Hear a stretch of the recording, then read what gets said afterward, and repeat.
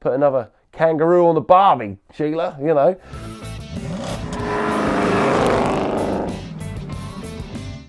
Welcome to the Hard Up Garage, where we've got stories about cars. Yes, that's right, car stories.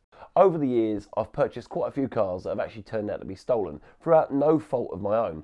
And, you know, most of the times I buy cars, they're from reliable sources, or I get offered cars at a discount price through Facebook, Instagram, YouTube, that kind of stuff. And it turned out I got offered a Mark 1 Landrover Defender, which is like a 1949, 1950, very early Defender. And this is about 3 or 4 years ago, before they were worth crazy money. And I turned up to the old man's house, and his son was there, and I was looking at the car, and it was very rusty, dilapidated, it had been sat there for a long time. And after going through it and trying to rub off the VIN number and HPI checking it, which is basically in England a way of checking a car is not stolen, have finance against it, and the car didn't show up, which I kind of imagined. It's been in a barn 30 years, HPI and this kind of stuff, and any kind of background checks on vehicles haven't been around that long. So I paid just under £2,500 for the car, which was a bit of a bargain. It was probably worth £5,000. We got it back, we wired, brushed the chassis, obviously showing the pictures there's no rust. We cleaned the car up, give it a bit of a wash, and put it on eBay. Wow, this is where it got really funny. So about 3.5 weeks went by. I was asking a lot of money for the car that I felt that was worth a bit more money because of the early year and the early VIN number on the car. And this lovely lady phones me. She says, "Oh, hello there. I'm sorry to bother you, but you're selling my car." I was like, "I'm not selling your car, honey. It's my car. I purchased it off the family. The guy had a set of keys to the house. He went in the house, obviously to obtain, you know, a receipt for me. I have a receipt here with his name. I have a picture of the man's ID as well, his driving license." She went on to say that the car was being stored at a family friend's house, and it'd been there for 30 years, and her son had recently acquired the property, and it wasn't his to sell.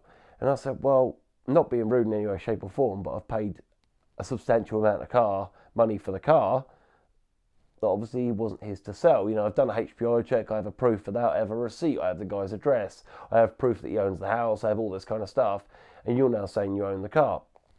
So after a little bit to and from, I basically got legal advice, because she had no document proof that she owned the vehicle either, except hearsay. You know, it was my dad's car or my partner's car. Well, I can't exactly remember whose part of the family the car owned to, but she basically clearly told me it wasn't the young lad's to sell.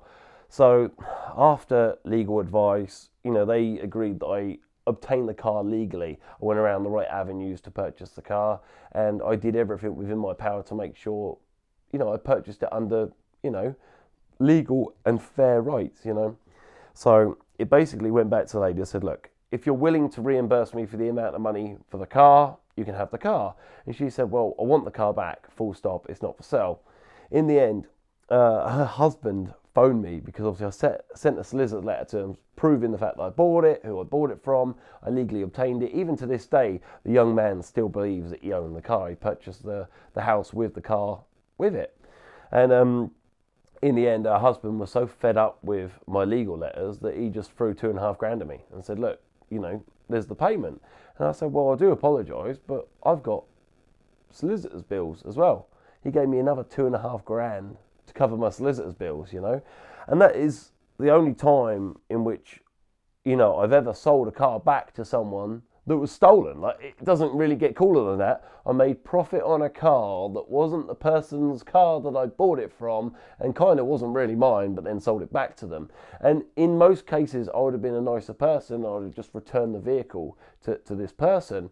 The fact that they were so rude and vile and horrible to me made me really pursue and try and do what was right, you know.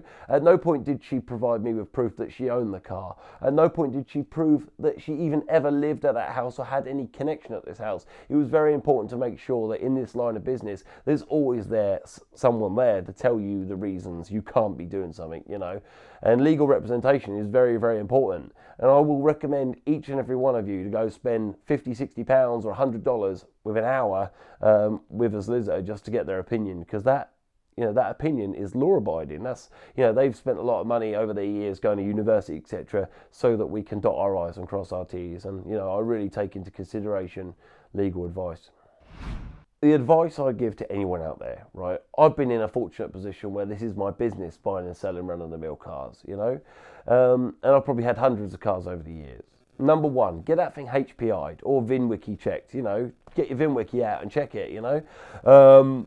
Do just a background check on the vehicle. Make sure there's no finance. Make sure it's never been in an accident. Make sure there hasn't been colour changes. Colour changes are a big telltale that the car has been changed drastically. You know, a colour change on a car is a very expensive modification. 90% of the time it is a, you know, someone's done it for a reason, but it's worth checking. Checking the guy's story. You know, does the paperwork that the car you're buying match the address you're purchasing the car from? You know, how long has the guy had the car for?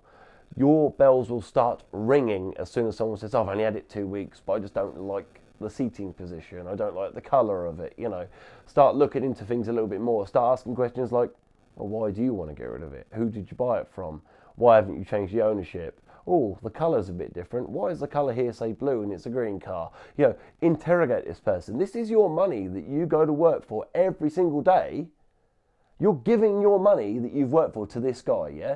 You need to dot your I's and cross your T's, you know? Over the years, there's been a number of cases where I've purchased cars and the stories don't ring true, okay? So I met a man who had a Jaguar XJ6 recently, a 1994 car, and I paid £500 for the car. It's a £3,000 car. And how long you had the car? 3 weeks. Oh, I've got back problems. I'm like, oh, here we go. I don't like the seating position. It hurts my back. I interrogated the man. I was like, well, so why are you buying a Mercedes off me then? Because it's just the same sort of car. Well, he says, oh, the Mercedes have got different lumbar supports, this kind of stuff. I said, okay, no worries. A little bit more interrogating gets involved here. Okay, well, how long have you had the car? 3 weeks. How much did you pay for the car? $3,000. Start, you know, looking into it. Find out where that car was originally purchased. See if he's talking the truth about what he paid for it. Turns out that this guy had a receipt for £450 having the driver's seat modified and moved back to try and help his back before he sold the car. So, you know, a little bit of interrogation does show that the man was telling the truth. In this case with the Land Rover, I had no reassuring facts that I could prove that the car story he was telling me was real. So, you know, it's very, very important to make sure that what you're buying is what's on the paperwork and interrogate that guy. You are changing hands with your money here. Your hard-earned money could be thrown down the drain if you make a few mistakes. So let's talk about the Land Rover Defender for a moment. I think it's probably one of the longest running production vehicles opposed to the Beetle. You know, if you think about, they designed these cars back in the late 40s, pre-prototypes, up to like 2015. In the same shape. I mean, if it isn't broke, don't fix it. I think that's Land Rover's thoughts behind it.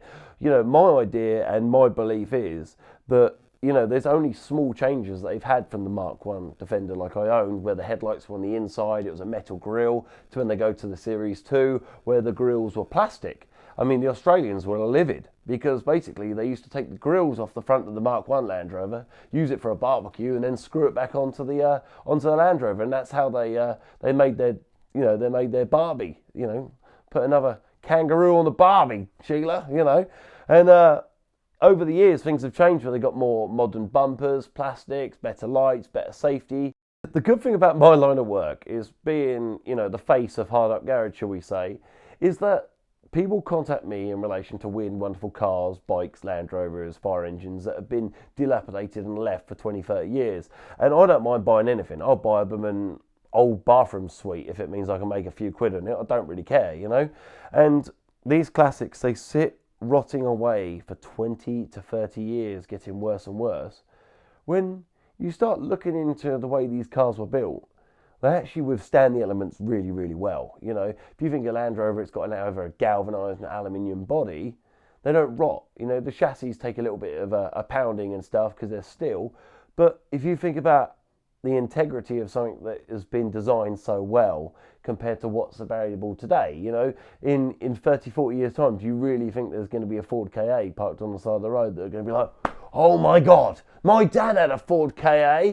It's not the same, you know. Cars are changing, but we are finding these modern classics now, which people are going down that route, like Cavaliers and Vauxhall Novas and Mark IV Escorts that, you know, back when I was a nipper 15 years ago, they weren't worth 50 quid, you know. Now they're 20, 30, 40,000 pounds, you know. Things are changing in such a way that People would never realise that a 1950 Land Rover workhorse heap of junk that was at the end of its life would ever be worth 10, 20, 30,000 pounds again in its lifetime. Please go to our channel homepage and click on the playlist to watch more Hard Up Garage videos. If you like what we're doing, click on that subscribe button. It doesn't cost anything to subscribe, and you can also help us by leaving a comment and click the like button. Please share this episode on social media with your friends and family. But while you're there, why not follow us at Hard Up Garage on Twitter, Instagram and Facebook. If you follow us on social media, you'll see when we've got brand new videos for you lovely people. And don't forget to visit hardupgarage.com, where you can get some background on what we do and buy some of our much loved merchandise. Goodbye from Sam from Hard Up Garage, and thank you for listening to my lovely car stories about cars.